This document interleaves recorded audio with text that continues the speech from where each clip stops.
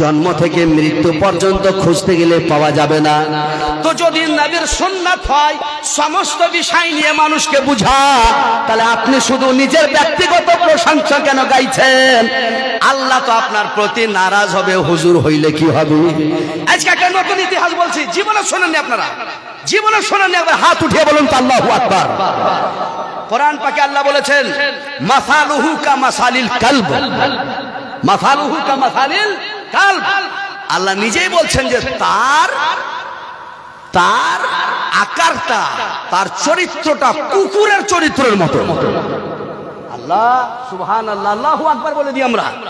আল্লাহ তুমি এই কারে বলছো মাসালুহু কা মাসালিল কালব? তার চরিত্র কুকুরের মতো। সেই কুকুর, মানুষকে আল্লাহ কুকুর বলছেন, সেটা কে? তাহলে শোনেন, মুসা নবীর যুগে একজন লোকের নাম ছিল বালআম বিন বাউরা। কি ছিল জি? বালআম বিন বাউরা। শুনেছেন নাম জি? ভাই সাহেব শুনেছেন? কি করে শুনবেন? স্টেজে তো মরার কথা, কবরের কথা, হাসরের কথা, যেমন দেওবন্দি আহলে হাদিসেরা প্রত্যেকটা তরাফিকে বুঝায়। এই পর্যন্ত লজ্জার বিষয় যে সুন্নিদের জলসাতে শুধু হুজুরের আলোচনার কারণে দেওবন্দি আহলে হাদিসের মাইয়ারা পর্যন্ত আলোচনা করছে যে তোমাদের কি হয়, হাদিস কোরআন হয়, তোমাদের তো হুজুরের খালি হয়, তোমাদের তো হুজুর সবকিছু, তোমরা তো মুশরিকের মতো কাজ করছো। এটা বলছে তারা। আমরা লজ্জাজনক কথা, লজ্জার বিষয়। শুনুন আবার ভাই বাবাজি আমার, বালআম বিন বাউরা এমন একজন ব্যক্তি ছিল, লম্বা ইতিহাস সংক্ষিপ্ত বলছি। এই বালআম বিন বাউরাকে আল্লাহ এমন শক্তি দিয়েছিল যে মুস্তাজাবুদ দাওয়াত ছিল। মুস্তাজাবুদ দাওয়াতের অর্থ হলো আল্লাহর কাছে পাহাড়ে গিয়ে, একটা নির্দিষ্ট পাহাড় ছিল, সেই ঘাটিতে গিয়ে যখনই হাত উঠিয়ে আল্লাহর কাছে চাইতো, আল্লাহ পাক পারওয়ারদিগার তাকে সব দান করে দিত। বলুন আল্লাহু আকবার। এই বালআম বিন বাউরা মুস্তাজাবুদ দাওয়াত। মুস্তাজাবুদ দাওয়াত কারা? আম্বিয়ায়ে কেরাম। আম্বিয়ায়ে কেরামের বিষয়টা হলো কোরআন হাদিস অনুযায়ী আহলে সুন্নাত ওয়াল জামাতের আকীদা, যেটা চাহার আল্লাহ যদি দিতে চান তাহলে নবীকে বলবেন দোয়া করুন, আর যদি আল্লাহর দেওয়ার না থাকে তাহলে দোয়া করতে নিষেধ করে দিবেন। এটাই হলো আল্লাহর বিধান নবীদের সম্বন্ধে। এতটা পাওয়ার আল্লাহ পাক দিয়েছিলেন কাকে? বালআম বিন বাউরাকে। যে কোনো বিষয়ে পাহাড়ের এক নির্দিষ্ট জায়গাতে গিয়ে আল্লাহর কাছে হাত উঠিয়ে দোয়া করতে গেলে যা চাইতো আল্লাহ সব দিতেন। এই বালআম বিন বাউরা মুসা আলাইহিস সালামের যুদ্ধের সময় আসছে কওমে জাব্বারিনের সঙ্গে। ইসলামী তারিখ তাফসীর পড়ে দেখেন, বুঝতে পারবেন। বালআম বিন বাউরা এত নেক মানুষ, মুস্তাজাবুদ দাওয়াত। এবার শুনুন বাবারা আমার, মুসা নবীর যুদ্ধ হবে কওমে জাব্বারিনের সঙ্গে। কওমে জাব্বারিন তখন বালআম বিন বাউরার কাছে গিয়ে বলল, হে বালআম একটু বলো, আমরা মুসা নবীর সঙ্গে যুদ্ধে হেরে যাব, একটু তুমি আমাদের সহযোগিতা করো। তাহলে সহযোগিতা করলে দিব কি? বলে যত টাকা পয়সা তুমি চাইবে বালআম, তোমাকে অতটাই টাকা পয়সা দেব। আর আমাদের সমাজে সবচাইতে যেটা সুন্দরী বিটি মেয়ে আছে, এই সুন্দরী মেয়েটার তোমার সঙ্গে বিয়েও দিয়ে দেব। বালআম বলছে রে, বালআম বিন বাউরা বলছে একটা সুন্দর সুযোগ রে, যে সবচাইতে ওদের সুন্দরী মেয়েটার আমার সাথে বিয়ে দিবে রে, আর যতগুলো টাকা পয়সা দরকার সব টাকা পয়সা দিবে। এগুলা সুযোগ কি আর ছাড়া যায় নাকি? বালআম বিন বাউরা বলল, এই কওমে জাব্বারিন চিন্তা করো না, আমি তোমাদের সাথে আছি, আমি যেটা দোয়া করব সেটাই হয়ে যাবে। এবারে মুসা নবীর বিপক্ষে চলে গিয়েছে পাহাড়ে দোয়া করতে, আর বলছে আল্লাহ মুসা নবী কওমে জাব্বারিনের সঙ্গে যুদ্ধ হবে, তুমি কওমে জাব্বারিনকে জয় করিও, তাদের বিজয় দিও, তারা যেন লড়াইয়ে সফলতা অর্জন করতে পারে। যেমন মুখ দিয়ে কথাটা বেরিয়েছে, আল্লাহ বলেন মাসালুহু কা মাসালিল কাল। তখন তার মুখের জিভাটা বেরিয়ে এসে যেমন কুকুর জিভা বেরিয়ে যেমন হাঁপ হাঁপ করে, তখন বালআম বিন বাউরা তার জবানটা বেরিয়ে এসে কুকুরের মতো সেই করতে আরম্ভ করলো, আর এই কুকুর হয়ে তাকে মরতে হলো। এখানে কি বুঝলেন? এত বড় দরজা পাওয়ার পর একটা মিস্টেক হয়ে যাওয়ার কারণে, নবীর বিরুদ্ধে দোয়া করার কারণে তার ওয়ালায়াতকে ছিনিয়ে নেওয়া হলো। তার ওয়ালায়াতকে এত পাওয়ার আল্লাহ দিয়েছিলেন, এই পাওয়ারকে ছিনিয়ে নিলেন আল্লাহ, আর তাকে কুকুর বলে ঘোষণা দিচ্ছেন আল্লাহ। কিসের গৌরব, কিসের গৌরব মানুষে। এখন একটা জিনিস আর আমি বুঝতে পারছি না, আপনারা রাগ করিয়েন না, সঠিক জিনিসটা আপনারা চিন্তা করে দেখবেন। একটা জিনিস বুঝতে পারি না যে ব্রাদারান ইসলাম, এখন যে আমাদের যারা ধর্মীয় নেতা, বিশেষ করে হুজুরেরা, সৈয়দ হোক বা না সৈয়দ হোক, ব্যক্তিত্বটাকে এমন ভাবে তৈরি করছেন যে সাধারণ মানুষ যে কোনো একটা মশলা তার কাছে জিজ্ঞাসা করবে তার শক্তি নাই, ক্ষমতা নাই। আছে এখানে যেটি লোক বসে আছে 50টা তো হবেই, একটা কেউ আছে কোন মশলা জীবনে জিজ্ঞাসা করার সুযোগ পেয়েছেন বা জিজ্ঞাসা করেছেন বা বলেছে? আপনার মা বাপের জন্য 24 ঘন্টা নামাজে দোয়া করছে, 5 নামাজে জিজ্ঞাসা করছে, মরা ফুটাতে জিজ্ঞাসা করছে, সব সময় করছে। আমি এই জন্য বলছি উপস্থিত সময় যে আল্লাহর ওয়ালি বলে শুধু নিজের প্রশংসা আর জমি জায়গা প্রপার্টি নিয়ে ব্যস্ত, এরকম আল্লাহর ওয়ালি থেকে গ্রামের আলিম সব চাইতে বেশি ভালো। এগুলো লোক থেকে গ্রামের সমাজের আলিম যারা আছে, ইমাম সাহেব আছে, অনেক বেশি উত্তম। কি আছে যে বহস করার মতো? আমার পরিচয় আপনারা কি জানবেন? আপনার গ্রামে আমি বাস করছি বলে কি হয়েছে? মৌলবী সমাজে যেখানে আমি বসে, আমাকে যারা চিনে তারা সবাই আমাকে ভালো করে চিনে। আমি কেমন, আমার স্টাডি, আমার মোতালা কেমন আছে, আমি আলিম কেমন, আমার ফতোয়ার বিরুদ্ধে কেমন, কে ফতোয়া দেয়, ঠিকই আমাকে ভালো করে জানে। আপনারা তো জানেন না। যাই হোক, কেউ আছে যে কথাগুলো বললাম এর পক্ষে যদি বহস করতে চাই, পুরা বাংলা নিয়ে চ্যালেঞ্জ করলাম, যে কথাগুলো বললাম যদি ভুল প্রমাণ করতে পারে 1 লাখ টাকা বকশিশ দেব। আর বহাসের জায়গা থেকে ওর বাড়ি পর্যন্ত আসা যেটা ভাড়া লাগবে, ওটা ভাড়াটা ফ্রিতে দিবে, ওটাও দেবো ফ্রিতে। কিন্তু মৌলভী সাহেব এমন ভাবে বিকিয়ে গেছে, এমন ভাবে বিকিয়ে গিয়েছে, বেচারা বেশি বেশি করে বলতে বলতে বলতে বলতে এমন পর্যায়ে এখন পৌঁছে গিয়েছে যে মনে হয় যে আল্লাহর হাবিব সাল্লাল্লাহু আলাইহি সাল্লাম থেকে বেশি সম্মানের দিকে এগিয়ে গেছে। কেন বলছি আমি? আল্লাহর হাবিবকে একজন সাহাবী বলছেন, ইয়া রাসূলুল্লাহ, নতুন ইসলাম গ্রহণ করে বলছে যে জিনা করার অনুমতি দেন। এত বড় কথা রাসূলুল্লাহকে বলছেন। আবু বকর, উমর চোখ তো লাল হয়ে গেছে একবারে, এত বড় কথা। নবী আমার বলছেন যে রাগান্বিত হয়ে কোনো লাভ নাই, একটু বুঝিয়ে দেওয়ার প্রয়োজন আছে।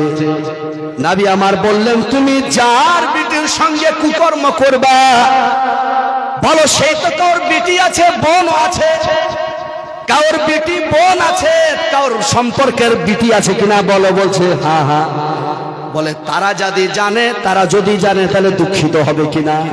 তো তোমার যদি বোনের সঙ্গে এরকম বিষয় যদি ঘটে, তাহলে আমার বন্ধু, আমার সাহাবী, তোমার মনে কি যাবে? তখন সাহাবী রাসূল বললেন, ইয়া রাসূলুল্লাহ, আমি নতুন ইসলাম গ্রহণ করেছিলাম, আমি বুঝতে পারিনি ইসলাম কত মর্যাদা, 3 নবী। আমি এখন বুঝে নিয়েছি ইয়া রাসূলুল্লাহ, আমি জীবনে আর কোনোদিন এরকম নোংরা প্রশ্ন করব না। নবী আমার বুঝিয়ে দিলেন, সাহাবীরা ঠান্ডা হলো। সুবহানাল্লাহ।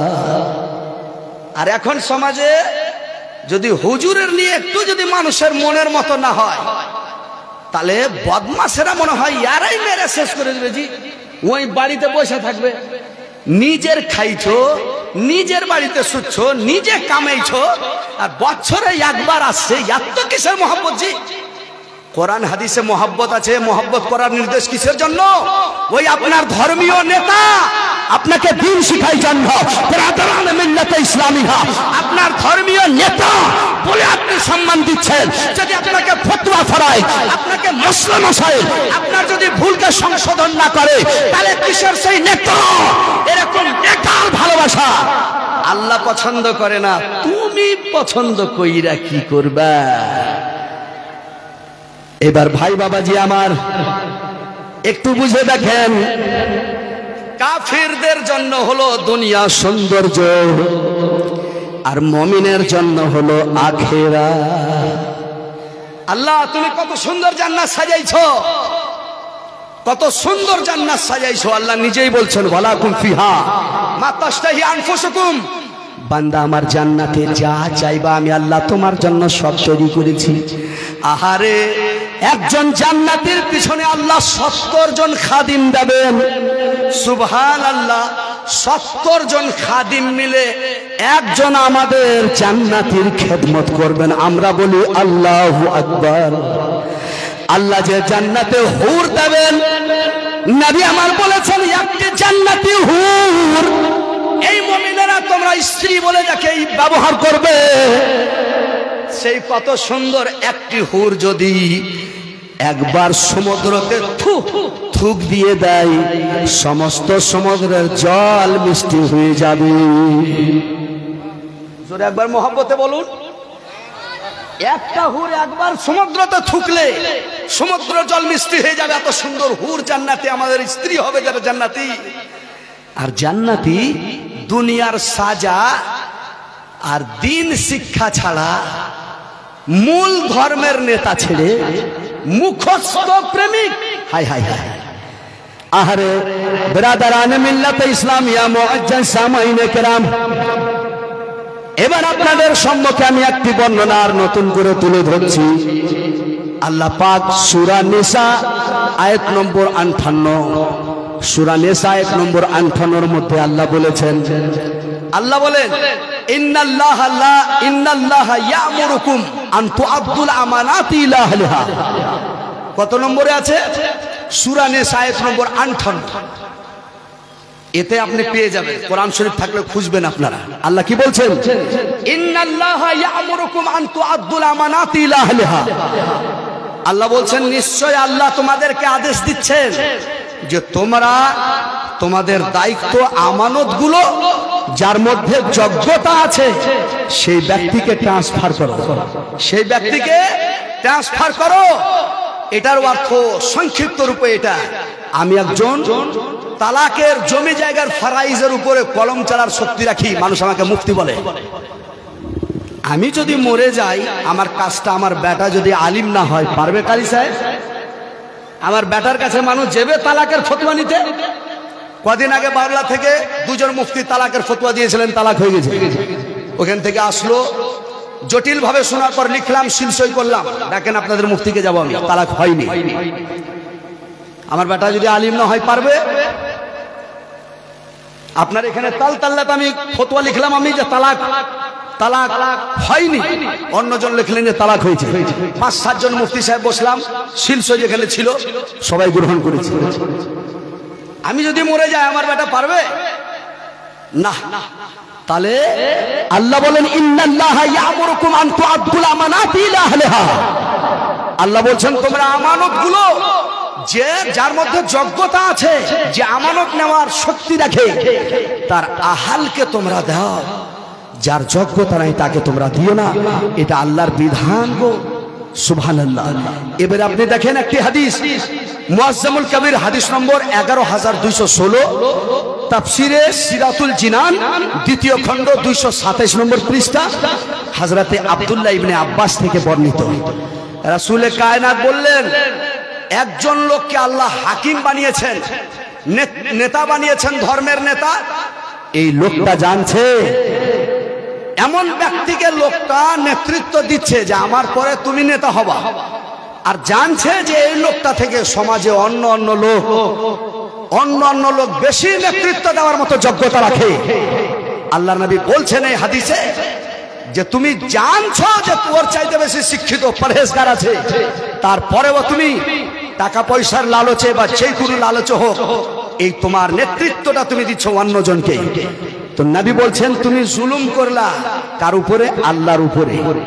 তুমি খেয়ানত করলা আল্লাহর জন্য, খেয়ানত করলা নবীর জন্য, খেয়ানত করলা পৃথিবীর মুসলমানের উপরে। তাহলে এই যে ধর্মীয় নেতৃত্বের সম্পত্তি যাকে তাকে দেওয়া যায় না, যেই ব্যক্তি চালাইতে পারবে তাকে দিতে হবে। এখন আমরা দেখছি হুজুরের বেটা হুজুর পড়ুক বা না পড়ুক, ছোট্ট থেকে পা হিলেছে, আমার কিসের অভাব আছে? হাত চুমলে 100, জালসা করে এলে 1.5 লাখ, আর উরুস করে এলে 25 লাখ। আর জমি জায়গা কিনতে গেলে 1 কোটি। মার রে গবলি রে, মার গবলি, মারো তালি হাইয়ো। আমাদের কিসের অভাব রে? মারো তালি হাইয়ো। এই তো হলো হিসাবটা।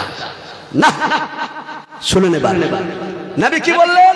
নবী বললেন নেতৃত্ব ওই ব্যক্তিকে দিবা তুমি জানছো তার চাইতে ভালো তোমার সমাজে নেতৃত্ব তোমার দায়িত্ব পালন করার আলিম আছে, পরহেজগার, কিন্তু তুমি নিজের বেটাকেই দিচ্ছ। হ্যাঁ, কিসের জন্য? উদ্দেশ্য তোমার ধর্মীয় কাজ করা না, প্রপার্টিটাকে ধরে রাখা, সম্মানটা ধরে রাখা। কারি সাহেব, কোরআন দিয়ে বলছি, হাদিস দিয়ে বলছি, হাদিস দিয়ে পৃষ্ঠা বাই পৃষ্ঠা বলছি। শুনুন, এই প্রসঙ্গে আপনাদের সামনে ইসলামিক একটা তারিখ রাখছি। হযরত উমর রাদিয়াল্লাহু তাআলা আনহু ইসলাম আর সিয়াসত বইটা পড়ে দেখেন, এতে লেখা আছে যে হযরত উমর রাদিয়াল্লাহু তাআলা আনহু যখন উনার নেতৃত্বের সময় শেষ হলো, অনেকজন সাহাবীরা বললেন যে হে হযরত উমর আমিরুল মুমিনিন, আপনার ছেলে আব্দুল্লাহ অত্যন্ত ইলম রাখে, শিক্ষিত আর খুব ইবাদত গুজার বান্দা, আপনার বেটা, আপনার খেলাফতটা আপনার সন্তান আব্দুল্লাহকে দিয়ে দেবে। আব্দুল্লাহ খুব ভালো আলিম, পরহেজগার আপনার ছেলে। ওমর বললেন যে না না, তোমাদের কথা আমি রাখবো না।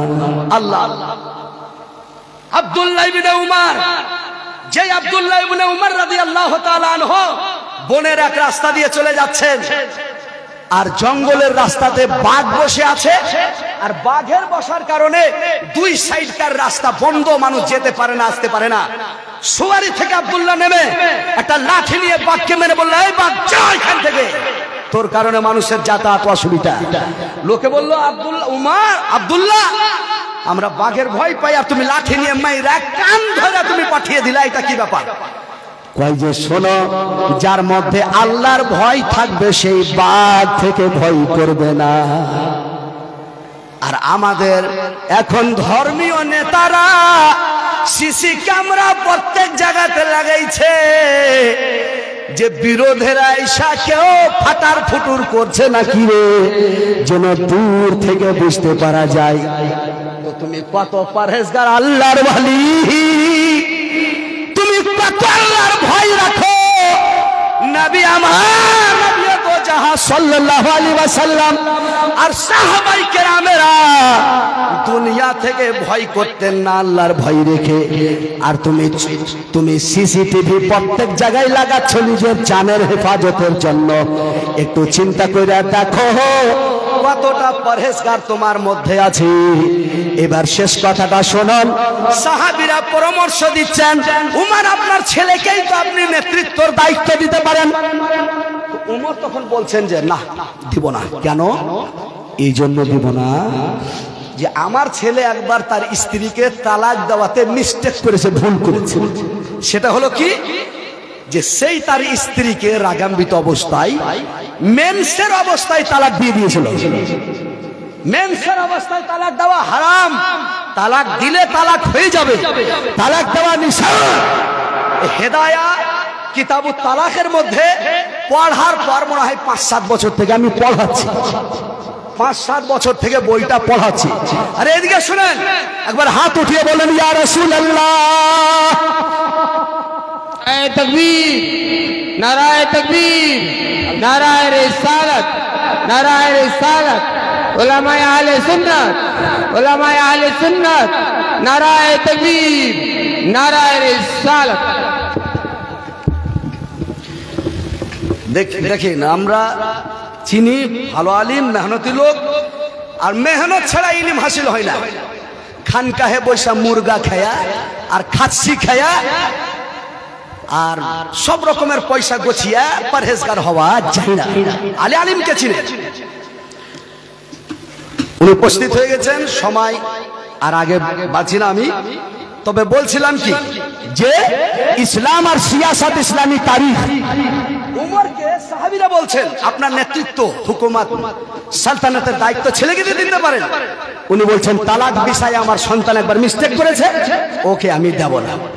আরে আল্লাহু আকবার বলেন। তো বেরাদারানে মিল্লাতে ইসলামিহা, যে উমানের ছিল এত পরহেজগার ছিল, এত আল্লাহর জিকির ফিকির করছিল, তারপরেও উমর একটা মিস্টেকের কারণে তাকে নিজের নেতৃত্বের দায়িত্ব দিতে চাইছেন না।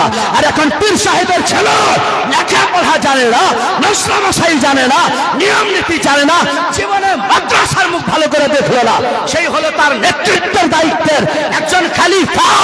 এটা খালিফা না, এটা হলো মালটা টিকিয়ে রাখা। মজারে মজা হেভি টেস্ট, মজারে মজা হেভি টেস্ট কে তৈরি করেছে? বলে মা তৈরি করেছে হালুয়া। বেশি করে নিয়ে আসতে পারলা না, বেশি কইরা কোচে হুজুর মুরগা যে খাইতে বসছেন চুরি করা মুরগা, চুরি করা কোচে ই ঝোলটা তো চুরি করেনি, তোমার বাড়ির টিওয়ালের। কোচে হ্যাঁ ঠিক আছে, তো ঝোলটা দাও, ঝোলটা চুরির না, তোমার বাড়ির টিওয়ালের, মুরগা না হলে চুরি করা।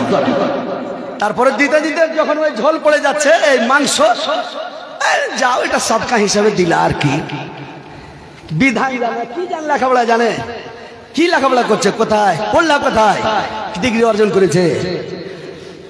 আপনাদের সমাজে এখন ফতোয়া ফারাইজ লিখিত দরকার হয়, জমি জায়গার ফারাইজ সমস্যার সমাধানের জন্য আমার কাছে আসে। গত মাসটাতে প্রায় 5 থেকে 7টা আমি ফতোয়ায়ে তালাক আর ফারাইজের মশলা লিখলাম। কয়টা সমাধান করেছে, কয়টা করছে? তারপরেও এটা ভালোবাসা মহাব্বত এমন, মানে কিছু বলতে গেলে শুনতে চায় না, এমন ভাবে তৈরি করে দিয়েছে, মন মিজাজ ভরিয়ে দিয়েছে ভিতরে। তাফসীরে মাদারিকুত তানজিল জিলদে আউয়াল সূরা তাহা, এতে যখন পড়ে দেখবেন মুসা সামরী আর মুসা আলাইহিস সালামের ঘটনা, যে বাছুর বানিয়েছিল মুসা নবী তওরাত নিয়ে আসার পরে জ্বালিয়ে ছাইটা ফেলেছিল নদীতে। অত্যন্ত ভক্তিরা বলল যে বাপরে, মুসা নবী জ্বালিয়ে ছাইটা ফেলে জলটা খেয়ে দেখি। জল খেয়ে ছাইটা ওই যে সোনা পড়েছিল মূর্তিতে, তো সোনার একটা কালার হয়ে জ্বালানোর পরে ছাইটা ঠোঁটে লেগে গেছিল, ছোটে লেগে গেছিল। বাড়ি যখন আসলো মুসা নবী কয় তুই খেয়েছিস জল, তুই খেয়েছিস জল। হ্যাঁ, যিনি সৃষ্টি করেছেন মুসা আলাইহিস সালাম বলেন উনার থেকে হটে তোমার কিসের এইগুলো প্রেম? বেরাদারানে মিল্লাতে ইসলামিহা, মুসা নবীর জামানায় তাদের গুনাহগারকে শাস্তি দেওয়া, হত্যা দ্বারা হতে দেওয়া হলো। এই ভাইরা, ভালোবাসা শিক্ষার জন্য, শিক্ষার জন্য। আপনি দিন শিখবেন, শিখাবেন এই জন্য। এই বাদ দেওয়ার ভালোবাসা কিসের ভালোবাসা? ব্যক্তিগত। আচ্ছা, এটা হয়ে গেল। তাহলে আপনারা বুঝতে পারলেন কি? আমি আপনাদের সূরা নিসা আয়াত নম্বর 58 দিয়ে আর মুআজ্জামুল কবির হাদিস নম্বর 11216, তাফসীরে সিরাতুল জানান 2য় খণ্ড 227 নম্বর দিয়ে, আর ইসলাম আর সিয়াসত ওমর ফারুকের ইতিহাস দিয়ে আমি প্রমাণ করে দিলাম যে খেলাফতের যোগ্যতা ধর্মের সেবার উদ্দেশ্যে যদি তার মধ্যে ইলম, তাকওয়া, পরহেজগার থাকে তাহলে দেওয়া চলবে, নচিত নিজের বেটা হলেই দিতে হবে, ভাতিজা হলেই দিতে হবে, এরকম কথা নাই। ধর্মের সেবা, রাসূলের দ্বীনকে, রাসূলের ধর্মকে, হাদিস ও কোরআনকে বেশি বেশি মানুষ পর্যন্ত পৌঁছাতে যেই ব্যক্তি পারবে দায়িত্ব তাকেই দিতে হবে। এইটা না হওয়ার কারণে স্টেজটা সাজাইছে এমন, জালসার কোনো আলোচনা নাই শ্রোতার মুখে, মেয়েদের মুখে। বাপরে, হুজুরের স্টেজের পিছন সাজারে, সামনে সাজা, এটা জায়েজ আছে? জায়েজ আছে? বিলকুল না। চান মসজিদকে ওইভাবে সাজা, জলসাগাহ ঈদগাহকে সাজা, যেটা দুনিয়াবি সাজানোর মধ্যে আমরা করি সৌন্দর্যের জন্য, এই মতো সাজানো উচিত নয়, এটা নাজায়েজ। এই জন্য আহলে সুন্নাত ওয়াল জামাত চতুর্সাইড থেকে বদনামের পথে চলেছে। আল্লাহ হেদায়েত দো, ভালো মৌলবি নিয়ে। আর একটা কথা ছোট্ট করে বলে শেষ জি কথাটা এখানে, যে হাজি বড় বড় মৌলবি মুফতির জালসা শুনতে চায় না, আর কিচ্ছু জানে না, খালি কেরামত কারামত। এই কারামতের জালসা এত ভালো কিসের, মিষ্টি কিসের লাগে? তুমি মুসলমান, হ্যাঁ, তুমি আল্লাহর দ্বীন শিখতে গিয়েছো, রাসূলের সুন্নাত শিখতে গিয়েছো, হ্যাঁ, খালি কারামত। রাসূল পাক বলেছেন সাবে সানাবিল শরীফ 194 পৃষ্ঠা, এখানে আল্লাহর হাবিব বলেছেন কি? কয়েকটি হাদিস সংক্ষিপ্ত। একটা হলো কি, তালেবুদ দুনিয়া লা ইয়াকুনু তালেবান লিল মাওলা, দুনিয়াকে যে ব্যক্তি খুঁজবে, দুনিয়ার খোঁজে যে ব্যক্তি ছুটবে, সেই নিজের মাওলাকে, সৃষ্টিকর্তাকে খুঁজে পাবে না। আর একটা কি নবী পাক সাল্লাল্লাহু আলাইহি সাল্লাম ইরশাদ করেন, ওয়া ইযা রাআইতা রাজুলান আলাল মা ওয়া ইয়াতিরু আলাল হামা, নবী বলছেন কোন মানুষকে যদি তুমি দেখো জলে ভাসছে, হাওয়ায় উঠছে, আর তুমি যদি দেখো যে রাসূলের সুন্নতের মধ্যে কোন সুন্নতকে ছেড়ে দিচ্ছে, ফাজরিব বিন নাইলাইন, তাকে জুতো দিয়ে মারো, জুতো দিয়ে মারো। কারণ রাসূলের সুন্নাত ছাড়া কেরামতি গ্রহণযোগ্য নাই। এগুলো কেরামত না। আর কেরামতটা এমন বেশি চর্চা হয়েছে, আমি কয়েকটা গাউসে পাকের কেরামতের উপরে বড় বড় বইগুলো যেগুলো আছে নিয়ে আমি রিসার্চ করে দেখলাম, অনেকগুলো কেরামত 100% ভুল আছে, 100% ভুল আছে। এর উপর আমি মাজমুন লিখেছিলাম একটা, প্রায় 1 বছর আলিমদের কাছে আমি ট্রান্সফার করেছিলাম, তারপর আমি লিখেছিলাম, লিখে আমি হাওয়ালা লিখেছিলাম। এই পর্যন্ত দেওবন্দীদের বইয়ে কিছু কিছু কেরামত গালা যেগুলো আছে, আর সুন্নিরা হাওয়ালা দিয়ে বলে যে ওই বইয়ে আছে এরকম, ওইগুলোর মধ্যেও বালিয়ে চারিয়ে অনেকগুলো বলছে যেগুলো ওদের বইয়ে নাই। আমি মোতালা করে দেখেছি। এই ধরনের ইলজাম দিয়ে দিন প্রচার করার, এইগুলো করার জন্য আল্লাহ পাক আমাদের আপনাদেরকে আদেশ দেননি। আর আমি শেষের এই যে কালেমা বলে জালসা শেষ, এই সমাজের যুবককে বলি, জেনারেল লাইনের ছেলেগুলো আমি শুনছি নাকি এরা আহলে হাদিস দিনে দিনে হতে যাচ্ছে, আহলে হাদিস হতে যাচ্ছে, দিনে দিনে নাকি আহলে হাদিসের দিকে আগাচ্ছে। ব্রাদারানি ইসলাম, বাবুরা আমার সোনা, কিছু কর্ম আহলে সুন্নাত ওয়াল জামাতের নেতাদের দেখে তোমাদের আকীদা ছাড়া উচিত নয়, আহলে সুন্নাত ওয়াল জামাত ছাড়া উচিত নয়।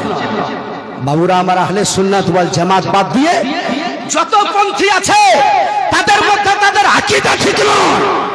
একমাত্র আহলে সুন্নাত ওয়াল জামাত হলো জান্নাতি। এর কর্ম যদিও খারাপ থাকে কিন্তু ঈমান আকীদা ঠিক। মিশকাত শরীফের মধ্যে একটি হাদিস, রাসূলে কায়নাত বলেছেন, একজন ব্যক্তির ইন্তেকালের পর সাহাবীরা তাকে জাহান্নামী বলে চিন্তা ভাবনা করছিলেন।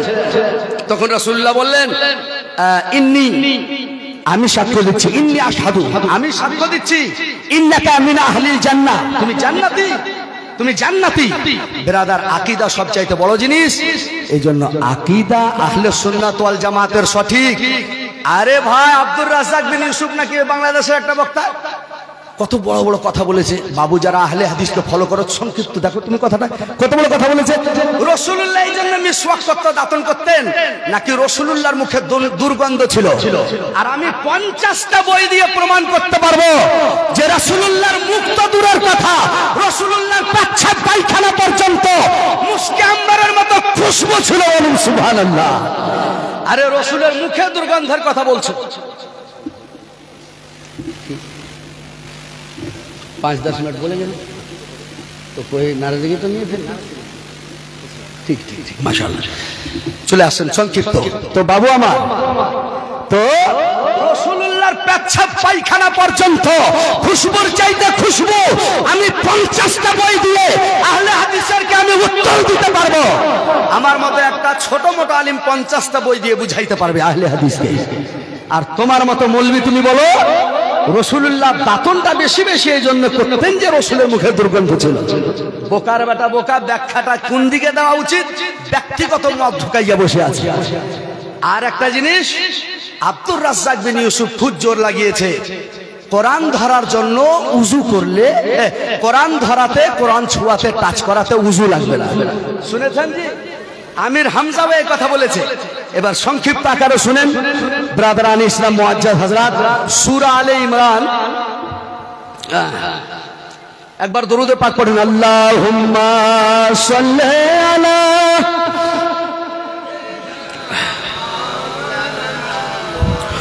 ওয়া আলা আলি সাইয়্যিদিনা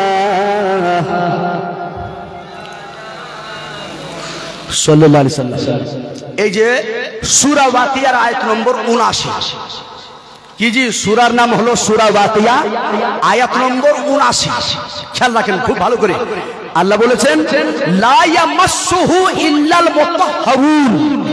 আল্লাহ বলছেন কোরআনকে টাচ করবে না, ছুবে না ওই ব্যক্তি যে ব্যক্তি পাক আছে, পবিত্র আছে। যে ব্যক্তি পাক পবিত্র আছে, খুব বেশি বেশি পাক অর্জন করেছে, দেহ তো পাক আছে, দেহ পাক ছাড়া তার উযু আছে যে ব্যক্তির, সেই ব্যক্তি কোরআনকে টাচ করবে। মুতাহহারুন মুবালাগার সাগা, ज़्यादती ये हुरूफ ज़्यादती मानी पर ताल है, यही से ये माना निकलता है कि बदन के पाकी के साथ वजू भी होना चाहिए, तभी कुरान छू सकता है। सूरा वाक़िया अल्लाह वजू छड़ा कुरान टच करा जाবে না। এই আয়াতের ব্যাখ্যায় তাফসীর আহমদিয়া 400 তাফসীরাতে আহমদিয়া 483 নম্বর পৃষ্ঠাতে লিখেছেন মোল্লা জীবন আলাইহির রাহমাত ওয়া রিজওয়ান। মোল্লা জীবন ওই পর্যায়ের আলিম, সেই যুগের বাদশাহ মোল্লা জীবন জুতা পর্যন্ত সোজা করত।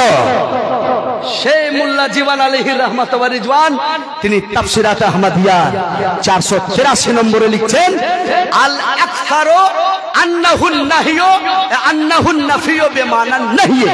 তিনি বলছেন লা ইয়ামাসসুহুতে লাটা সাধারণত নাফির জন্য, শুধু হালকা ভাবে নিষিদ্ধর জন্য না, এটা কড়াকড়ি নিষিদ্ধর জন্য। ওয়া আলাইহি আকসারুল মুফাসসিরিন দুররে মুখতারের মধ্যে তিনিও বলেছেন যে এই কথাই সঠিক যে আল্লাহ পাক উযু ছাড়া কোরআনকে ছোঁয়া নিষেধ করেছেন। মুয়াত্তা ইমাম মালিক দ্বিতীয় খণ্ডের 502 নম্বরের হাদিসে রাসূল পাক সাল্লাল্লাহু আলাইহি সাল্লাম বলেছেন যে লা ইয়ামাসসুহু, একে টাচ করবে না, কিন্তু যে ব্যক্তির ওযু আছে সেই ব্যক্তি। আর সানিয়া ক্লাসে পড়া হয়, সানিয়া ক্লাস একটা বই পড়ায় নূর লিসা, আমি কোনোদিন জীবনে পড়াইনি, কারণ সালেসা থেকে আমি পড়াই। আমার লাইফে আমাকে সালেসা থেকে ফজিলত পর্যন্ত বই দেয়, আর আমার জীবন চলে গেল মান্তিক পড়াতে। আমি কুতুবি, তাসাউরাত, তাসদিকাত, মোল্লা হাসান, শরহ তাহজিব, আর আপনার শরহুল আকাইদ, শরহ আকাইদ, এসব বই যেগুলো আপনার সায়েন্স লেভেলের হিকমতের বই, এগুলো আমি সারা জীবন পড়ালাম। তো নূর লেজা ফসলুন ফি আওসাফিল ওযু এর মধ্যে লেখা আছে আল ওযু আলা সালাসাতে আকসাম, ওযুটা হলো 3 প্রকারের। এই বইয়ে লেখা আছে ওযু হলো 3 প্রকারের। প্রথমটা কি দেখেন, প্রথমটা লেখা হচ্ছে কি যে প্রথমটা হলো আল আউয়ালু ফারজুন আলাল মুহদিস লিসসালাতি ওয়া ইন কানাত নাফলা। প্রথম হলো যদি নামাজ নফল হয় তার জন্য ওযু করা ফরজ, আর জানাজার নামাজের জন্য ওযু করা ফরজ, আর সাজদায়ে তেলাওয়াতের জন্য ওযু করা ফরজ। ওয়ালা মাসিল কোরআন ওয়ালা আয়াতান, আর কোরআনের একটি আয়াত যদি হয় তবে ওযু করা ফরজ তাকে টাচ করার জন্য। তাহলে বিরাদারানে মিল্লাতে ইসলামিহা, এই সমাজের যুবকেরা, তোমরা ধর্মীয় নেতা দুনিয়াদারির দেখে আহলে হাদিসকে সাপোর্ট করবে না। আহলে হাদিস বেঈমান, তারা বিনা উযুতে মেন্স অবস্থায় কোরআনের বেয়াদবি করে। আহলে সুন্নাত ওয়াল জামাতের মধ্যে আদব কায়দা, তার আকীদা শুদ্ধ। এই 3-4টা বই থেকে হাওয়ালা দিলাম। বিনা উযুতে কোরআনকে টাচ করা এটা হলো হারাম, আর এর জন্য উযু করা হলো ফরজ। আল ফারজু আলা কিসমাইন, ফরজটা 2 প্রকার, ফরজে ইতিকাদি, ফরজে আমালি। ফরজে আমালির মধ্যে এটা মুজতাহিদিনের দিনকে ইখতিয়ার দেওয়া হচ্ছে। উনি হাদিস ও কোরআনকে দালাইল করে রূপে পেয়েছেন যে ফরজে আমালি হিসেবে তিনি গ্রহণ করেছেন, সেটা শুদ্ধ, সেটার প্রতি আমল করা যাবে। আহলে সুন্নাত ওয়াল জামাত হলো সঠিক। আহলে হাদিস 26 ফাদাকিদা চলবে না। আর একটা জিনিস, আলী আলী আলী আলী আলী আলী খুব কালিয়ে চোখে চলছে এখন জি, আলী আলী আলী আলী আলী। হাজি আমি এটাই বুঝা আশা করতে পারি না, মানে অনেকটা অল্প সময়ের মধ্যে অনেকগুলো কথা বললাম। আলী আলী আলী আলী আলী কি যে দাম দামাদাম মাস্তালান্দার আলী কা কি যে দাম সুজি তালবিলি আলী কা পহলা নাম্বার। তাহলে খুতবাতে ফের প্রত্যেকদিন জুমাতে আবু বকর সিদ্দিকের ফজিলতের উপরে যে বর্ণনা দিচ্ছে, ওইখানে ফের ধরছো না, ওইখানে কেন ধরছো না? তাবলা তো সব জায়গায় বাজাইছো, তোমার গ্রামের মসজিদে কেন বাজাও? তাবলা তো বাজিয়ে বাজাইছো, তোমার গ্রামের মসজিদে কেন বাজাইছো না? কেন বাজাইছো? কিসের জন্য বাজাইছো? বাজাও, লাগাও, বাজাতে শুরু করো। শিখেন আমার কাছ থেকে। বিরাদারানে মিল্লাতে ইসলামিহা, মুআজ্জাজ সামাইনে কেরাম, আহলে সুন্নাত ওয়াল জামাতের, আহলে সুন্নাত ওয়াল জামাতের এখন অবস্থা কিছু লোকদের কারণে এরকম চলে যাচ্ছে। তবে আল্লাহ পাক হেদায়েত দেন, আল্লাহর হেদায়েত জন্য হয়, মানুষ সঠিক পথে আসে। মানুষ যেন শিখে, আল্লাহর কাছে এটাই আশা, আল্লাহর কাছে এটাই দোয়া করব। তবে যেগুলো মুখস্থ ভালোবাসা প্রেম এগুলো চলছে, এগুলো থেকে একটু বাঁচবে নিজে। আসল কথা মূল যে বুনিয়াদি তালিম যেটাকে বলা হয়, রাসূলুল্লাহ যে সাহাবীদেরকে বুনিয়াদি তালিম যেটা আসল সেটা দিতেন। এখন বুনিয়াদি তালিমটার কোনো নাম নিশানা নাই, শুধু ফুরুয়াতের উপরে, ফুরুয়াতের উপরে। এক যারা কোনো কথা বলতে গেলে ওই জাহান্নামী হয়ে গেল জি, পীর সাহেবকে ই করে দিয়েছে, পীর সাহেবের বেয়াদব করে জাহান্নামী হয়ে গেল জি। কে জান্নাতি জাহান্নামী তোর বাপের ই নাকি, জাগির নাকি, ঠিকাদার নিলেছি? ভালোবাসা দেখে বলেছি, এগুলো ভালোবাসা। ময়রা দেখ এমন ঠাঠানি লাগবে, এমন ঠাঠানি লাগবে। এক বাছালা স্টেজে দাঁড়িয়ে এত বড় সভাতে দাঁড়িয়ে কইছে মুরিদ হওয়া ফরজ।